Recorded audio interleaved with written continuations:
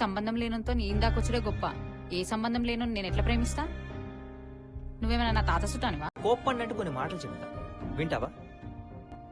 చిన్నప్పటి నుండి ముక్కు మొహం తెలియని వ్యక్తులతో మాట్లాడొద్దని చెప్పి మరీ పెంచుతారు పేరెంట్స్. అదే పెళ్ళిడొచ్చాక అదే తెలియని వ్యక్తిని తీసుకొచ్చి నిన్ను రెడీ చేసి కాఫీ ఇచ్చి రమ్మంటారు. కేవలం పేరెంట్స్ చెప్పారన్న దించిన మెడ మూడు ముళ్ళు పడ్డాకే లేపుతారు. చిన్నప్పటి నుండి ఏదైతే తప్పని చెప్పి పెంచుతారో అదే పెళ్ళయ్యాక అమ్మలక్కల సహాయంతో ఇలా ఉండాలి అలా ఉండాలని చెప్పి చేతికి పాల గ్లాస్ ఇచ్చి మరీ పంపిస్తారు పడగదిలోకి. జస్ట్ మీ పేరెంట్స్ చెప్పారని మీ శరీరాన్ని అర్పిస్తారు, తర్వాత మీ జీవితాన్ని ఆడి చేతిలో పెట్టేస్తారు. రోజు నీ వెంట తిరుగుతున్నా, నీ మీద నా ప్రేమను వ్యక్తపరుస్తున్నా, ఇంతకు మించిన పరిచయం, దీనికి మించిన సంబంధం ఉంటుందా? చెప్పమా.